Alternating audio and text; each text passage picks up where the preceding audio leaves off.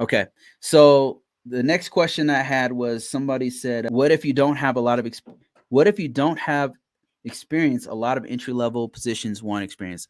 I'll tell you what I would do with that if I didn't have experience. Number one, no experience means different things.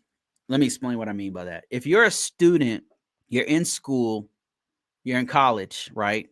Or even in some cases in high school, and you don't have experience, but you want to go into IT. First of all, some of the stuff I'm talking about, like you got to start from the beginning, right? Like you're not going to go directly into hardcore network engineering. You're not going to go directly into GRC work. You're not going to go directly into pen testing. You're not going to go directly into AI, artificial intelligence immediately. You're going to have to start at like a help desk, field tech, customer support tech type role. And what I would do if I were you, if I was in school, I would go into internships, working student program, or apprenticeship. And you can do that in high school as a senior, maybe even as a junior, or you can do it in college. So that's one thing that you can do. Another thing that I would do if I was, let's say I wasn't in school, I was just, I was in another career field. I was a real estate agent or something like that. Number one, keep your job because you want to fund what I'm about to tell you. You need a job and income that's going to really help you out a lot. So where you can bypass or enhance the free things that I show you. So number one, start to get the knowledge, the basic IT knowledge. Nobody's going to hire you if you don't know basic IT. So what you want to do is hit the books. You can start for free. Go to YouTube and look for IT fundamentals. Just type in IT fundamentals and just watch anything. Start breaking down all the IT fundamentals. After a while, you'll watch those free videos and you'll start to grow out of it. It'll start to sound repetitious. You'll start to want to go deeper. You'll want to know more. And that's when you want to start doing like labs. That's like doing things in your house on your own network, putting computers on your network, putting more than one device, monitoring the network you already have at your job or at your place of work or at your house. Like I said, keep your job. If you happen to work at McDonald's, you're in the restaurant industry, you're in hotel recreation, in whatever industry you're in, keep the job. The reason why I say that is because they have an IT department there. If you can do a lateral change, that's what I did in the military. I was a grunt. I was a weapon specialist. I cross trained or made a lateral move into IT while I was in the military, while I was in the Air Force.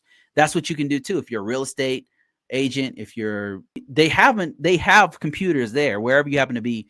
Even if it's McDonald's, they have a point of sale system, which is a computer. So if they have an IT department, try to get into that. If there's an IT guy there, talk to that guy. Learn as much as you can about the IT infrastructure that's there, and then use the money from your salary or whatever to buy books and learn as much as you can about IT. That's the first thing you need to do is learn IT. Nobody's going to hire you if you don't know basic IT fundamentals. I see some influencers saying, "Oh, go get a Cisco certification or don't waste your time with the A+ CompTIA."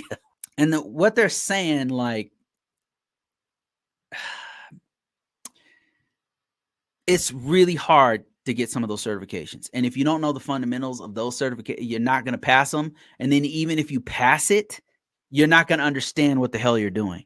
So that's why I say build up from the fundamentals. And one of the best fundamental certifications you can use to build with is called the CompTIA A+.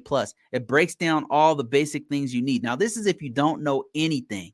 If you don't know anything, start with that. If you're already in help desk, or if you already are a geek and you build computers and stuff, you already code, you're not an IT professional, but you somehow know how to do Python or whatever, then no, you probably don't need the A+.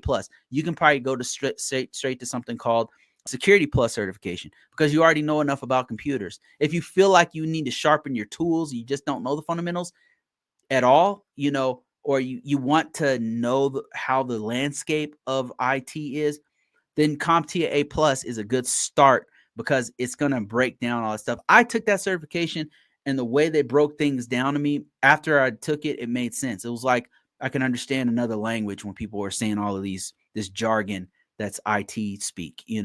So yeah, so that's where you want to start is the basics and keep your job. If you're a student, make sure you're a working student, work for the IT department there, imaging systems or whatever. If you're in real estate, help them build their secure their network, whatever. Like try to find a way to do IT wherever you happen to be. All right, let me see. And then get a local job. That's the next step. Try to get a local job. The people who are always hiring is like internet companies, wireless companies. They're always hiring for IT support. Now, they don't call it IT or help desk jobs. They'll call it, it'll be the cable guys. The cable guys are IT guys. And they have to learn basic things about IP addresses. They have to learn basic things about networking. They have to learn basic things about customer service and how organizations have to secure their networks and stuff. They have to learn that stuff. After 6 months of that, you could start leveling up within that company. They'll have a whole bunch of things that you can do that you're not going in the field. You're working at a desk doing something else. You're working on the infrastructure in that office or something.